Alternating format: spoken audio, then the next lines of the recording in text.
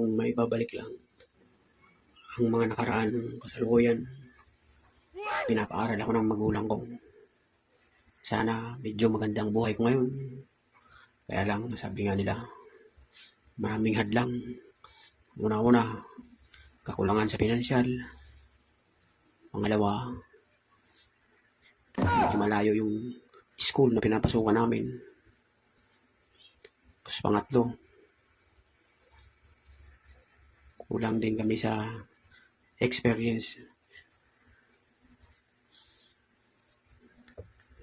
Pero okay lang kasi kahit papaano, masaya naman ako dito sa trabaho kahit papaano.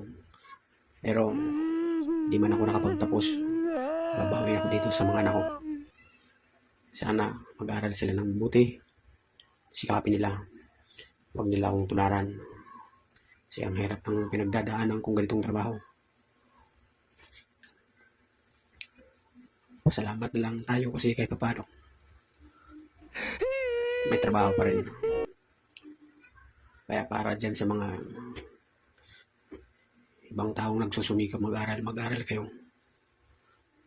Kasi pagdating ng araw, yun ang maging puhunan nyo. Yun ang maging sandata nyo. Tandaan mo, ang tao, kahit anong hirap ng trabaho, kaya natin sungin. Lalo kung may pamilya, may mga anak, mga nag-aaral. Nakatapos ka man, pero hindi, diskarte pa rin ang kailangan.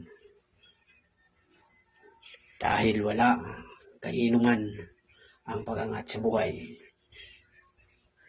Tao mismo ang gagawa ng kapalaran tungo sa tagumpay. At tatandaan nyo, iwasan natin mangmamang sa kapwa. Trapist pa din ang lumaban ng patas sa kapwa. Kaya yung iba dyan, bago na kayo.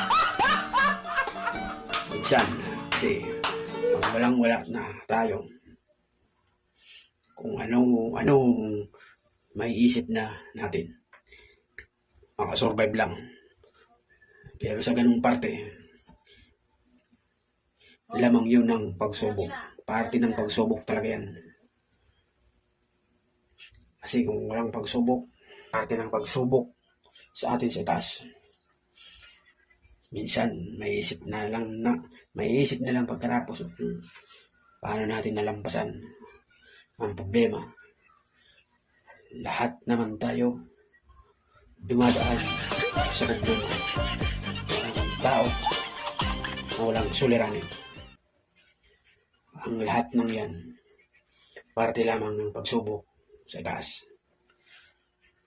Kaya, kung walang pagsubok, hindi natin may tutuwid ang pagkakamaling naranasan. Habang nagtatrabaho tayo, enjoyin din natin sarili.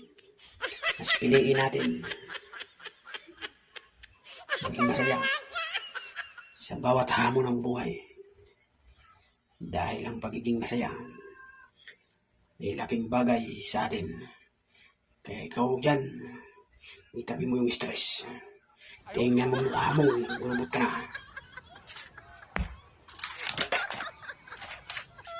Aminin man natin o hindi, lahat tayo may pinagdadaanan.